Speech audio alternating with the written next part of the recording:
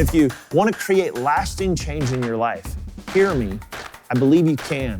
But remember, the change in your life happens one day at a time.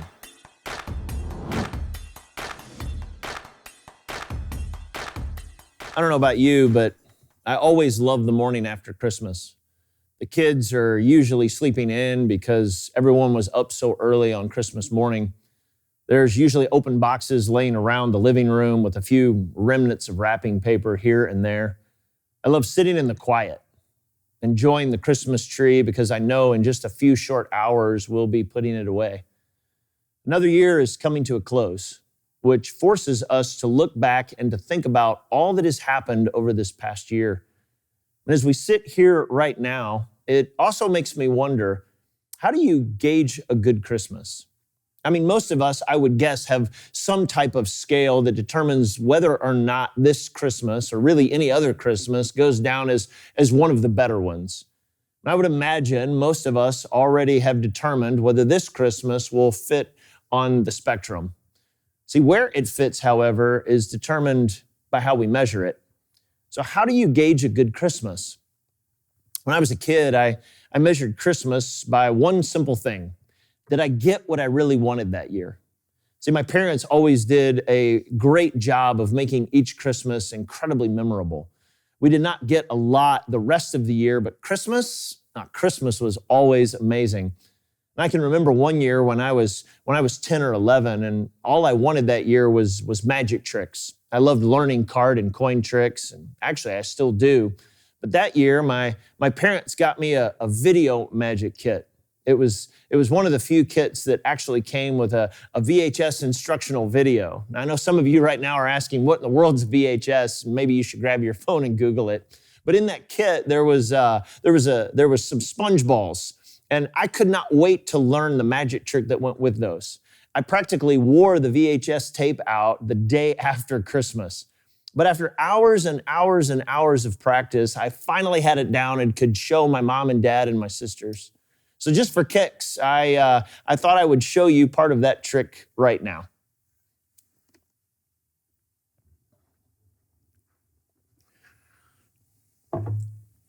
Now, this is just one part of the trick, but I thought it would be fun to try to show you.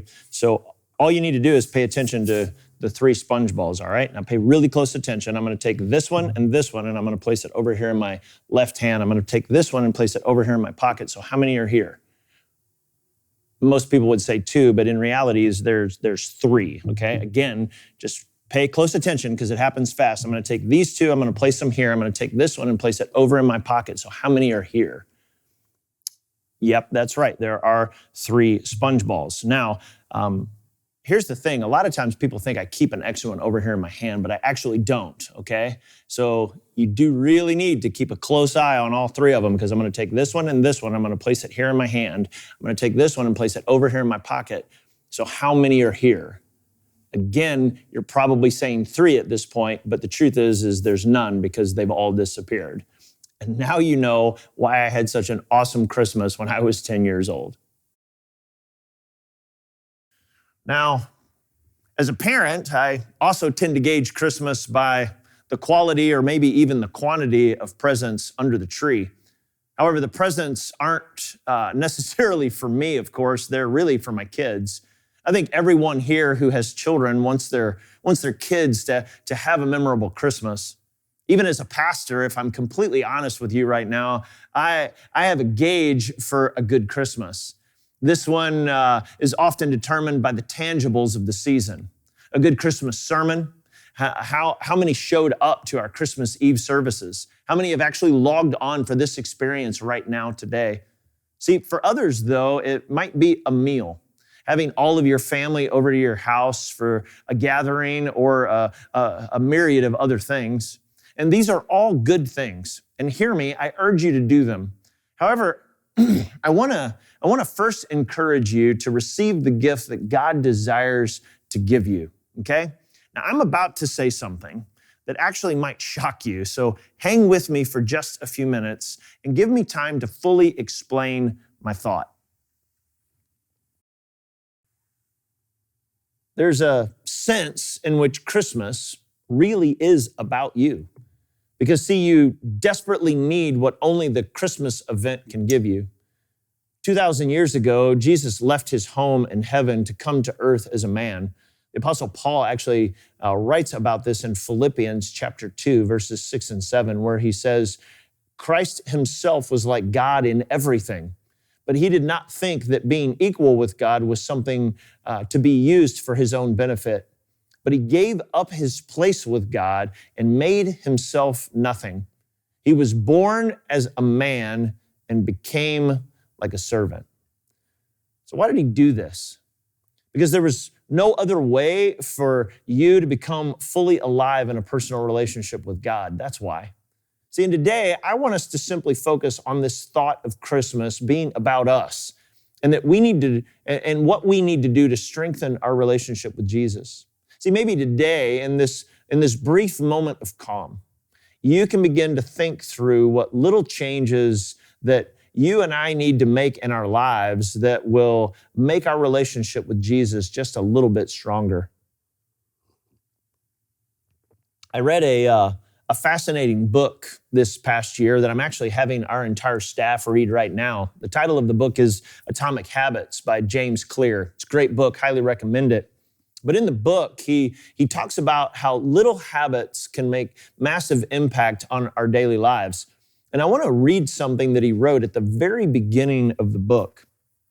He says, it's actually on page 15 if you have the book or you get the book. He says, too often we convince ourselves that massive success requires massive action. Improving by 1% isn't particularly notable.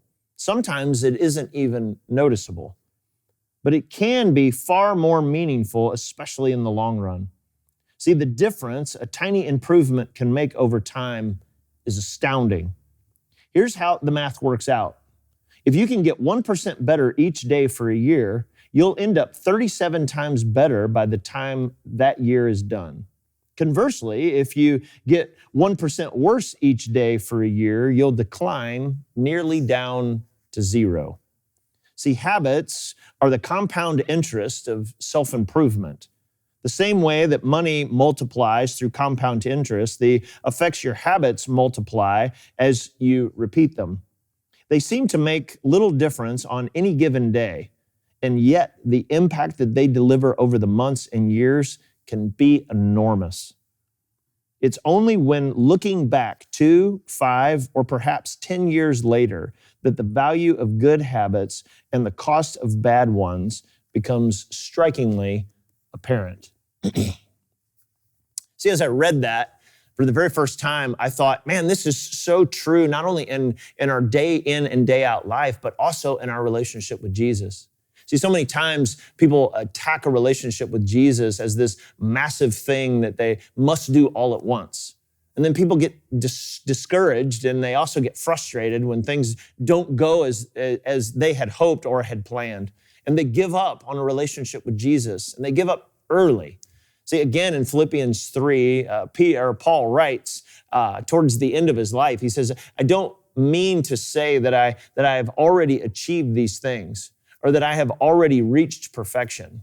And then he says it, but I press on. I press on to possess that perfection for which Christ Jesus first possessed me. I press on. See, a strong relationship with Jesus didn't happen for Paul overnight, and it probably won't happen for you overnight as well. See, spiritual growth and change takes time, and God intends for it to be this way because he wants your relationship with him to be this ongoing process. See, the Christian life really isn't about flashes of occasional spiritual brilliance.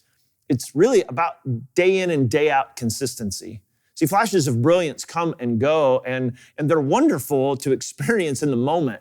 But spiritual growth actually takes place being consistent day in and day out.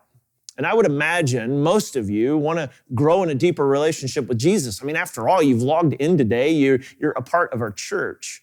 So what do we need to do to develop this habit that will take us where we actually want to go? See, if you were to take a close look at your life right now, you will see that your life is really a result of your daily habits over days, months, and even years. See, in 1 week, we will ring in another new year. And every year, a lot of people create what we like to call New Year's resolutions. And interestingly enough, the number one New Year's resolution for almost everybody is, guess it, go ahead. Yep, you're right, lose weight. That's right, it's the number one New Year's resolution. And everyone knows that if you want to lose weight, it actually doesn't happen overnight. It takes persistence each and every day to eat the right food, to exercise every day, and over time, the weight gradually comes off. See, are you succeeding at work? See, it didn't happen because last week you decided to start putting forth a little bit of effort. It is the result of a daily decision that you've made throughout your entire career. I mean, how many of you have kids? See, we all know that you don't just wave a magic wand and your kids love Jesus, make good decisions, work hard in school, and are well-mannered. I mean, we all know it takes a lot of time. See, every day is an opportunity to teach our kids the things that matter most by having conversations with them, by challenging them, by disciplining them, and by educating them. See, all the things in your life that are working or not working are really the result of your daily habits. So if you want to create lasting change in your life, then you need to build into your daily routines actions or habits that will generate the type of change, and then those things day after day after day. See, this is the principle of what we call repetition.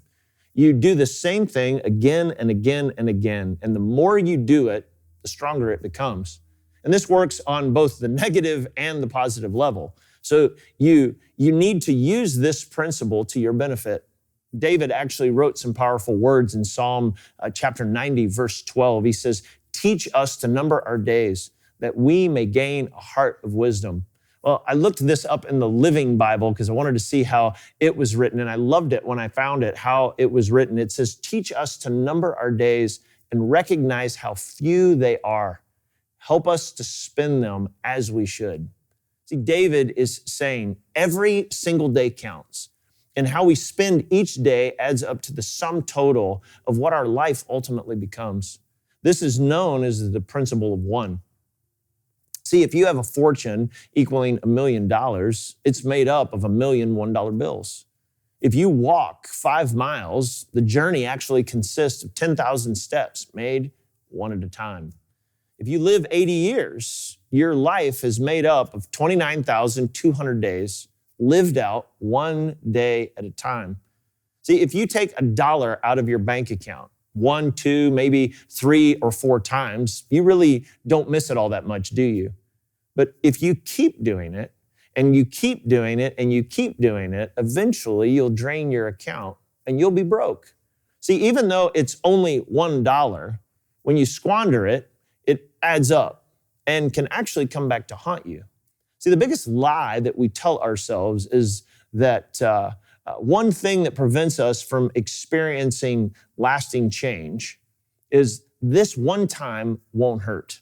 Okay, we tell ourselves that lie all the time. Oh, this one time it won't hurt. It's only $1. It's only one little piece of pizza. It's only one ball game. It's only one dull band recital. It's only one date with my wife or my husband. It's only one day of work. It's only one afternoon with my kids. So what if I missed it? My kids will understand. My wife or husband knows I'm busy. It's only one day of not working out. I'll do it tomorrow. See, we keep telling ourselves this, and the ones begin to multiply. And pretty soon, 1 becomes 2, 2 becomes 3, and 3 becomes 4. And before we know it, our life is way off course and almost out of control. However, on the other side of the coin, many times we don't do what we know we should because we think, what good will it do to work hard today, okay?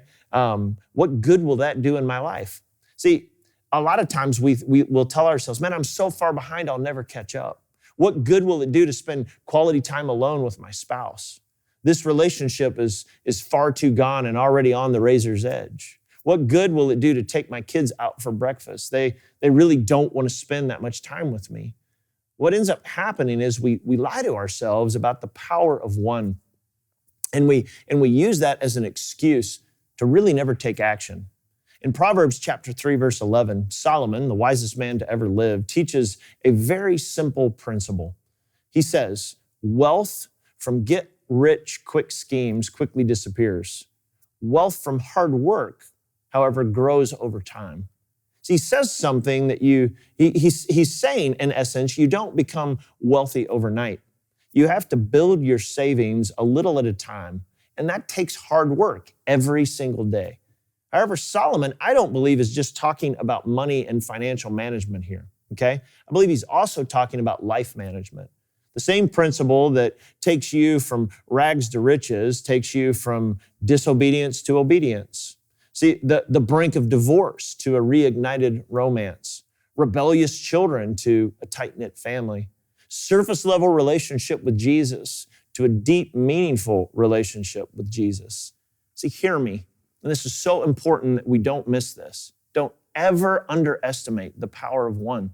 One step at a time, one decision at a time, one day at a time. See, we often want to see immediate results, but God wants us to walk in faith day in and day out, and the results come in His timing, not ours. See, it takes great faith to be consistent because the results don't happen overnight. We don't see them automatically. So you can sometimes lose sight of the power of one. See, I don't know if you have ever noticed this, but it seems the less you do, the less you feel like doing, right? And the more you lay around the house, the more you want to do nothing but lay around the house. See, energy, interestingly enough, produces more energy. And if you want more in your life, you have to spend what you have, okay? And when you're trying to create change in your life, your first effort, and hear me, it might seem pitiful, it might seem feeble, it might almost seem laughable, like you feel awkward and it doesn't make sense and you don't know what you're doing. But if you keep moving in the right direction and you do it one day at a time, I promise you'll begin to see progress. See, if you make the decision to have a daily time alone with God, your first few efforts are going to seem forced, they're going to seem dry, and they may even seem a little awkward and weird. But if you just keep doing it, okay? If you just keep at it every day, I promise you'll pick up speed. It will become more natural. It's just like going out on a first date. It's weird, right? And now it's very natural if you've been with your partner in crime for a long time. See, every day it will become more and more natural. Every day you'll come one day closer to creating a lasting change in your life. In Proverbs chapter 10, verse 4, it says, lazy people are soon poor, but hard workers get rich. Again, Solomon, who wrote this, is not just talking about money, he's actually talking about life. He's saying if we keep working towards our goal, and we keep on working, we don't give up, and we keep going after it, eventually you're going to get there. I promise you. And as we reflect on this Christmas, as we spend some downtime today, let's not get stuck in thinking about gauging whether or not it was a good Christmas. Let's think about how we can become better followers of Jesus each and every day of our lives. So here's the good news. The only way that you can fail is if you give up. See, if you keep trying, you'll eventually make it. That means if you blow it one day, you pick up where you left off and you start again. And if you want to create lasting change in your life, hear me, I believe you can. But remember, the change in your life happens one day at a time. One day at a time. You have to create daily habits that take you from where you are to where you want to go. So do you want a close relationship with God? You grow closer by walking with Him every day, one day at a time. Do you want to revolutionize your family life? Do you want to reach the lost for Jesus? See, take a few minutes right now, and I want you to think about what habits you want to start in order to grow as a follower of Jesus. And remember, you do it day by day by day by day.